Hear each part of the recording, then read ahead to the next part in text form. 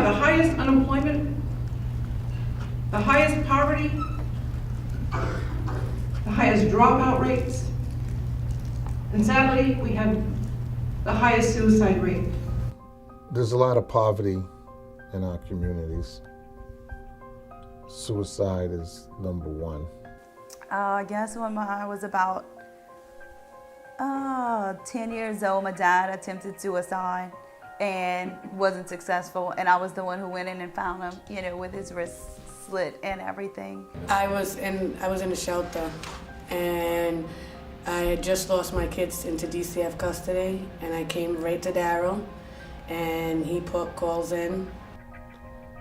I don't want people to see the good work that we're doing and get a misunderstanding of our story. Our story is poverty, suicide, struggles, inherent trauma, feelings of hopelessness at times, which leads to all those things.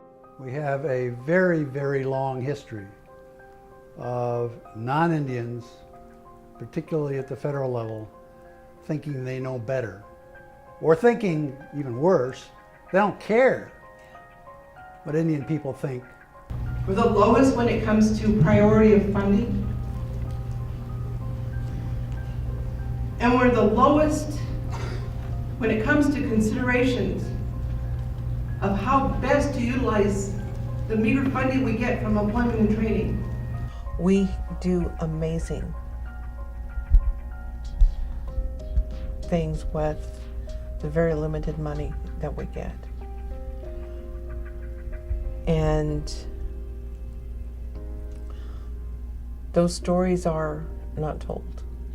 When they pull up data about Native Americans, we're just an asterisk because there is no known data about us. And what I'm hearing now with the Department of Labor, they're looking at data-based research for their decisions on how they award money. Well, how are we going to be appropriated any monies if we don't have any data on ourselves? The fact that education has become much more expensive, the fact that work experience, helping people develop work histories has become more expensive. But we're back to, the mid-1970s without any adjustment for inflation, despite the growth of the Indian population, both on and off reservation. I think that we are trying the best that we can. There's a professional crew of people working with a small amount of money from the federal government to try to, make things right. People don't know how important this program is to Indian country. And so I think telling the story, people will understand that this program affects lives. I mean, it affects real people out there in Indian country. I think that we all have a story to share. Everyone that I've ever come across Indian country has been in some way involved with the work that we do at Department of Labor, and most of the people that I've worked with on the council have gone through this program. Tribal leaders have gone through this program. I personally have gone through this program and have been served in some capacity that's touched many, many lives, and I'd like everyone to know that. I think it's important for people to know that, hey, there is an employment and training program that can help you with an array of things that you need, supportive services, training, helping you write a resume, find employment. Our story has to be our story. It needs to be a dissection of each area in the country because it is in the entire United States with Indian communities. Our story needs to be our story and not their story.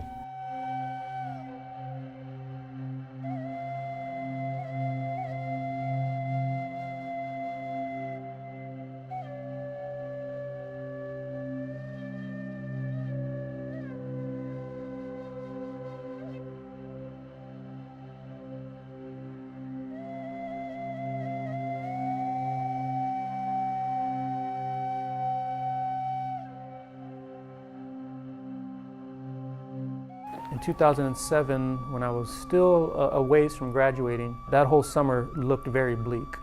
I didn't really have a lot of options. I didn't have a lot of things going on. And then so someone suggested that I go to this place called Employment Training here in the community. and the staff were able to identify some things in me that I didn't notice, and they were able to put me on a really straightforward path to where I am now. This is a whole nother family here in the community that if not for them, I mean, man, things would have probably been a lot harder.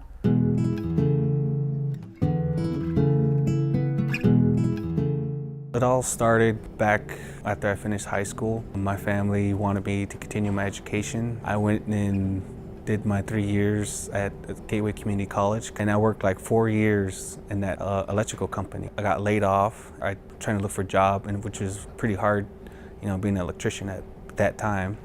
I wasn't certified, so from there I just kind of I didn't know what to do. So my family, and along with my sister, who is a ASU alumni, said, why don't you apply for ASU? So I said, okay. So that's what I did. I pretty much just service all the districts of the Gila River Indian community, starting from District 1 all the way to District 7. I pretty much just do everything like troubleshooting, moving computers, installing. It was just really vague topics on what you can choose.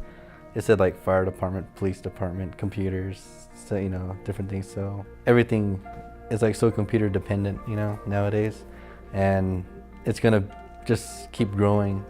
So I figured, all right, it's gonna be around for a while, I'll take that.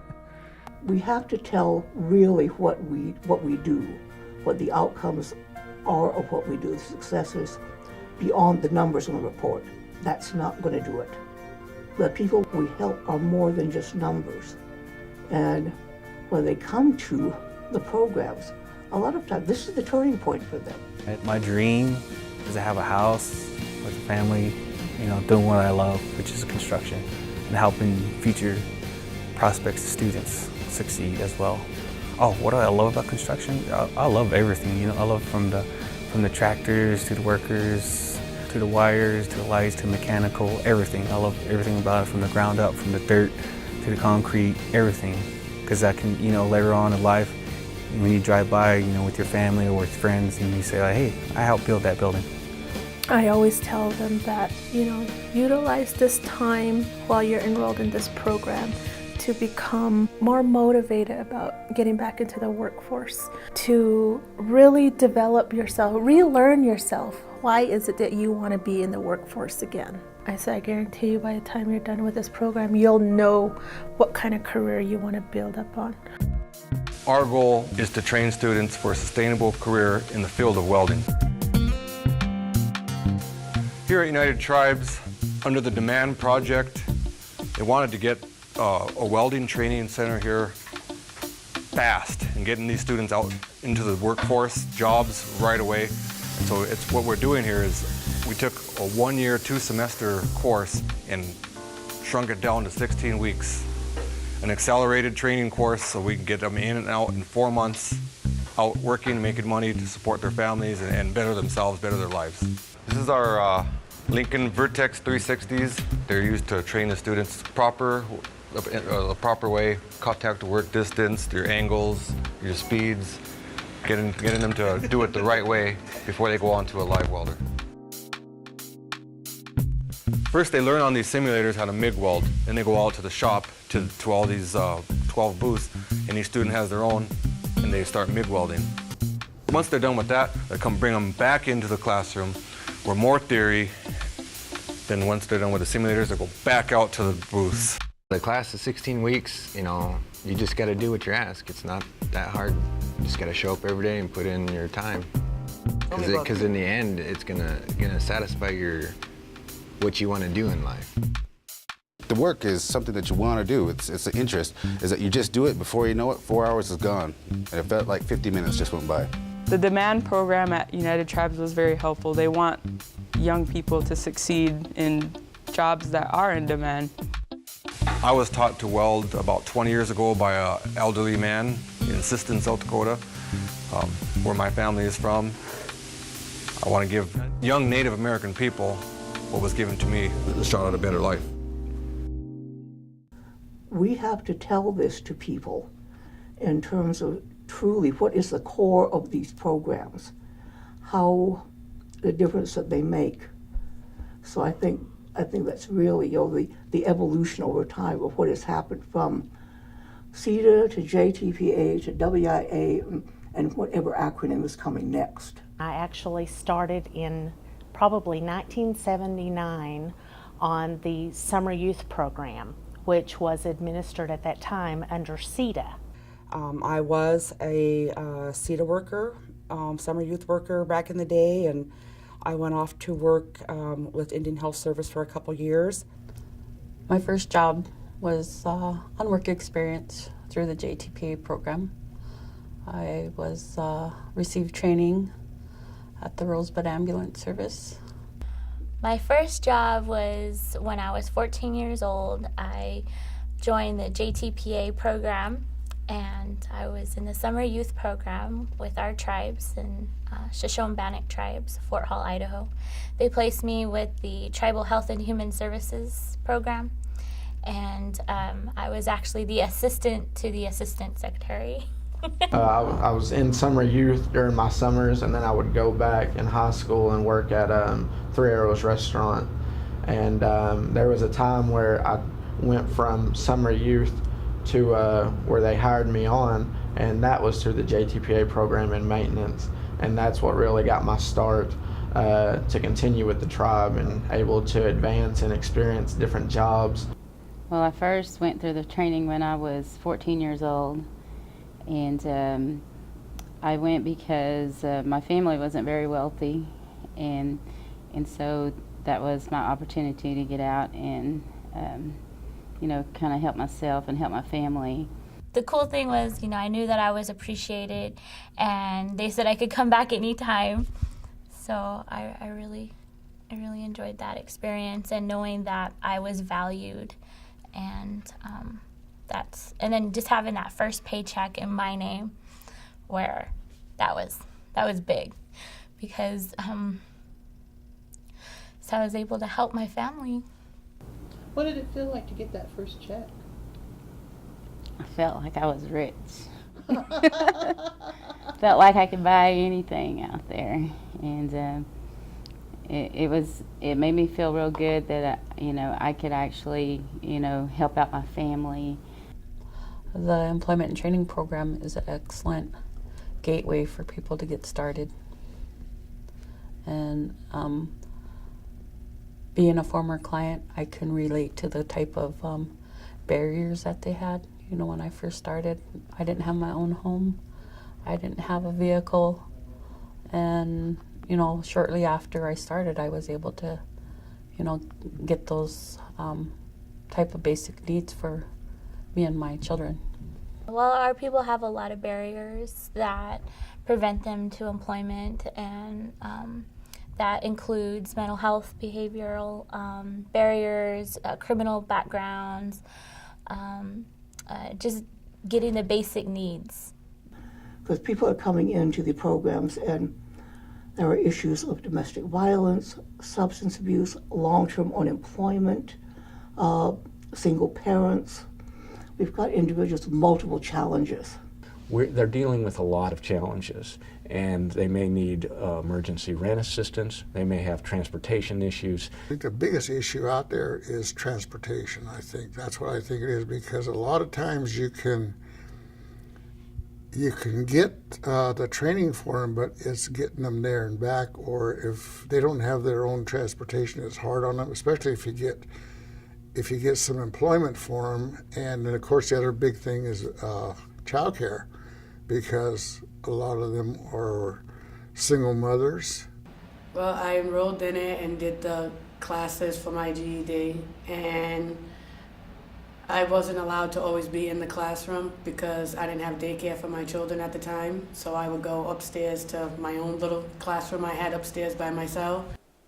Some of the challenges that I faced getting into school were that I already had 3 children. I was 22 when I had my 3rd child. Trying to balance work and school at the same time. Then having a young son in the middle of school is the biggest challenge ever. You challenge trying to balance both of those and keep your grades up and go to school and then you have to find childcare. Trying to get through school with a 1, 2, and 3-year-old, but I did it, and you know, the assistance that they helped me with made it all possible. And then even with me doing my GED, we was not supposed to have our kids, but just so that I could finish and do what I had to do, they allowed me to bring my twins here with me and my oldest son to get dropped off here after school just so I could finish with the rest of the class, so I didn't have to wait till the following year. It's just a wonderful feeling to get to know my clients and, you know, to try to help them with their needs and, you know, to help them become self-sufficient in life. What I love to see is where we are with our participants from the first day that they come to our office or whether we're meeting them out in the community. And because we work in a holistic fashion with them, we know them well. We're not just working on putting them into a job. It's a motivation thing to, you know, to get people to better their lives because, you know, it's important. Passion I have is helping people to their greatest potential. A lot of people say it, admin assistant, oh, so you're a secretary. I'm like, maybe a little bit, but there's so much more to the job. And so I enjoy that, learning about marketing and just trying to grow myself as an employee within the Choctaw Nation. And I couldn't have done it without the JTPA program.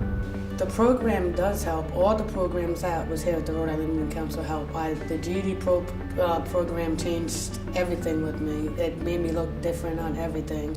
Now that, once I completed the program, I initially went to LPN school and I worked as an LPN for 8 years.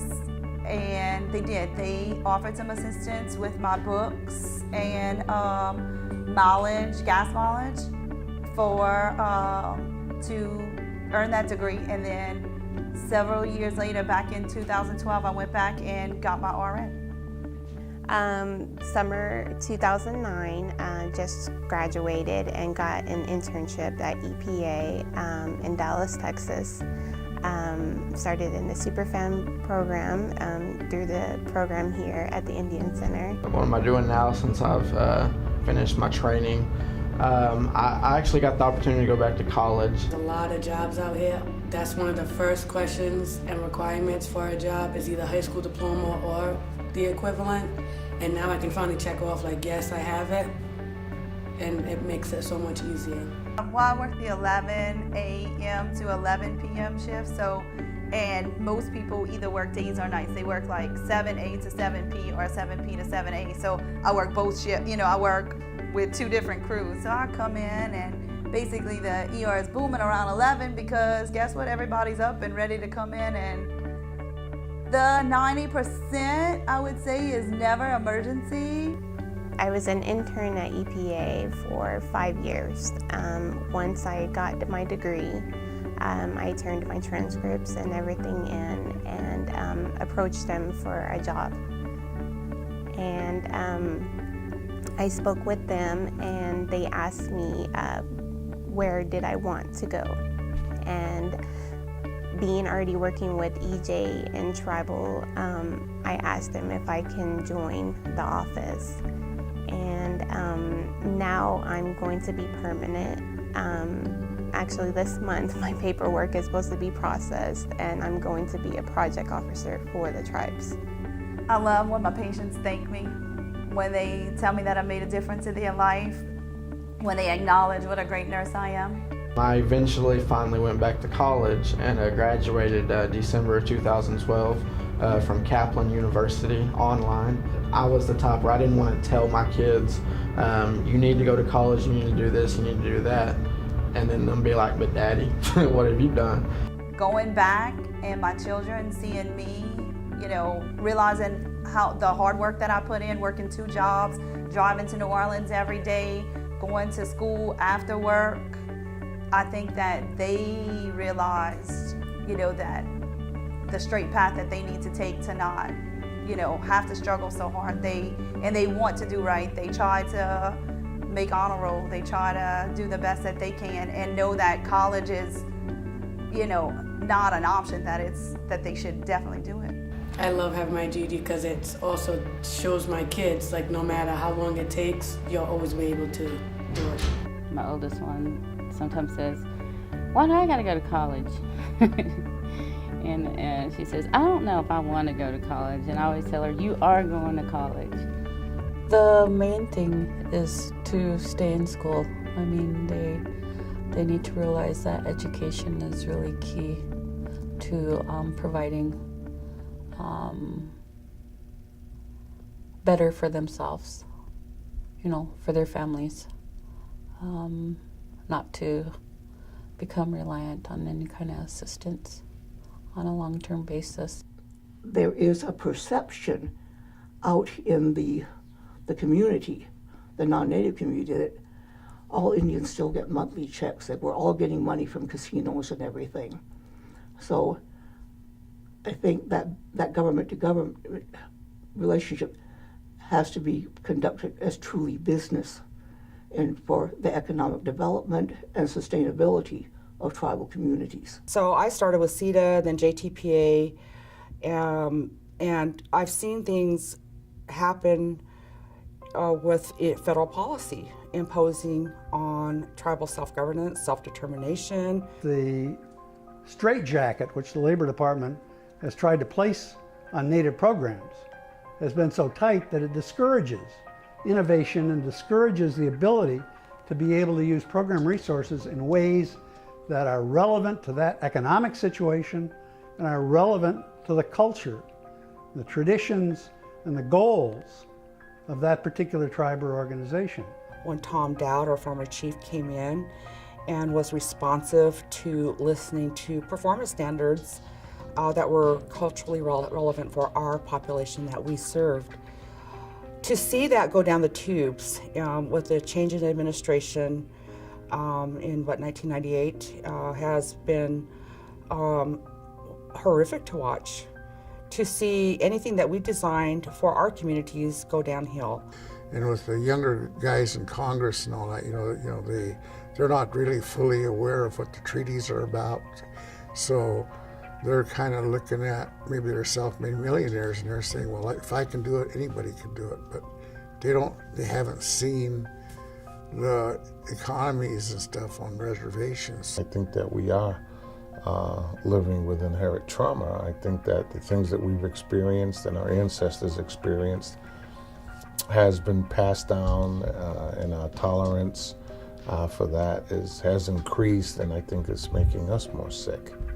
We need to work with either healing or lifting up an entire family to be successful.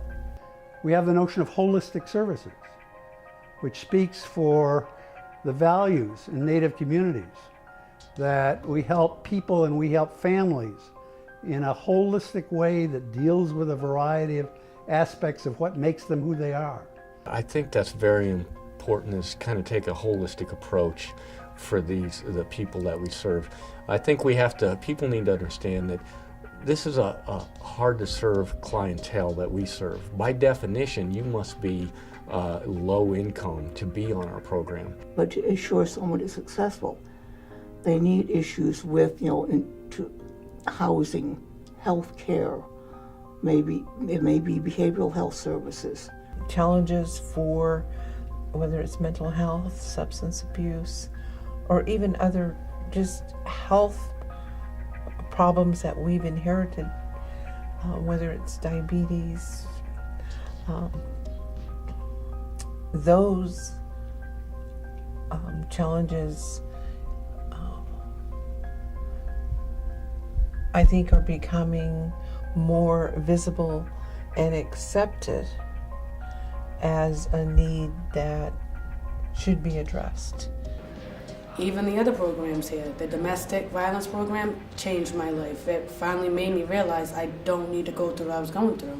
Here at the center, I got help with medical.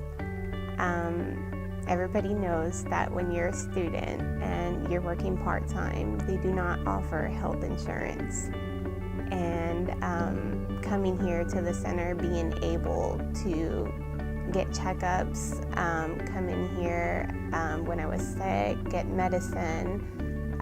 That helped me a lot because I would have had to pay that out of pocket if I went anywhere else.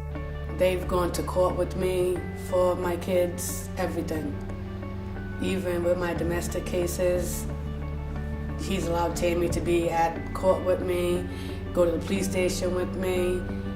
Every step of the way, someone's there with me. It's a wonderful program. I started on it, and I do recommend it to anybody out there. What the WIA program means to me, besides helping myself and my children to be able to find our place in life. I don't know that I would have ever been here working or been a participant in the program if it had not been for the caring efforts of the summer youth counselors who worked for what was then called CETA that many years ago, when they sought me out to work for the summer youth program. I would encourage anybody out there who's thinking that they can't do it, or they don't have the time, or they don't have the resources, to come in the center and see what the program has to offer you. I tell anybody interested in a program to at least give it a shot, because whether it's just something to do for the summer to keep you from being home bored, or if it builds a foundation for what you're going to do for the rest of your life, it's definitely something to give a try. I mean, I know that it's done great for me. So everything I've ever needed, I've always been able to come here. Even with paying my bills, I can come here and if they can't help, they'll give me the referrals to help. Indian Council is just the best. You know, this program is a part of who I am. I grew up with it, and I'd like to think that I'm testimony to what this program can be.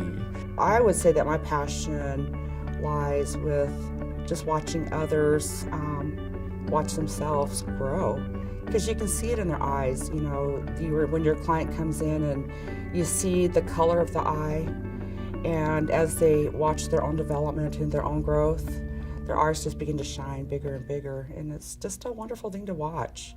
It just feels great knowing that I can pay my own bills. I can go out.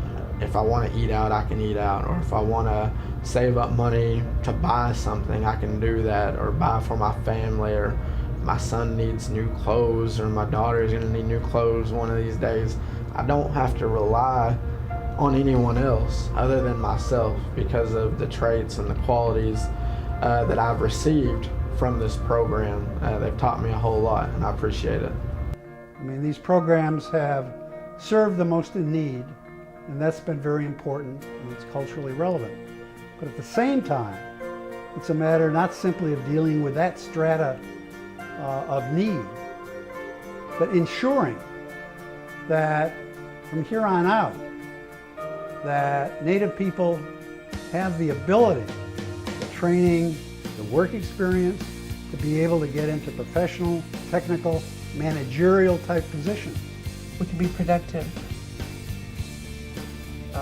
a productive workforce, and our people have skills and talent to be offered.